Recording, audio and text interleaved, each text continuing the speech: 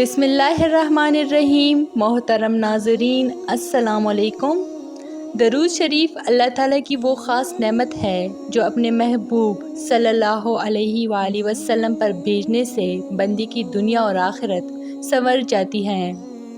दरूद महज एक ज़ुबान से अदा होने वाला कलमा नहीं, बल्कि दिल की गहराइयों से महबूब खुदा के साथ मोहब्बत का इजहार है।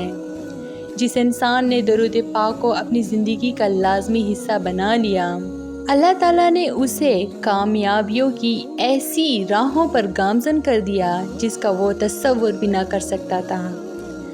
दुनियावी ज़िंदगी में कामयाबी सिर्फ माल और दौलत या शोहरत हासिल करने का नाम नहीं, बल्कि असल कामयाबी दिल का सुकून, आमाल की पाकीज़गी और अल्लाह की रज़ा है।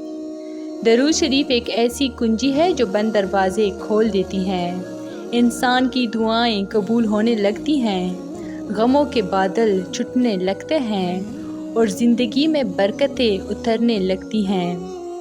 जो शख्स सच्चे दिल से दरूद को अपनी आदत बना लेता है, वो हर कदम पर अल्लाह की मदद और हजूर सल्लल्लाहु अलैहि वसल्लम की शफाअत का उम्मीदवार बन जाता है।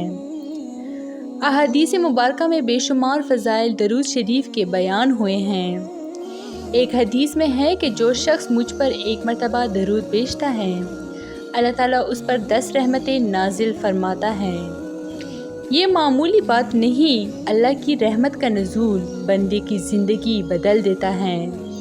जो दरूद पढ़ता है, अल्लाह उसके गुनाहों को माफ़ फरमाता है, उसके दर्जात बुलंद करता है और उसके रिज़्क़ में इजाफ़ा फरमाता है।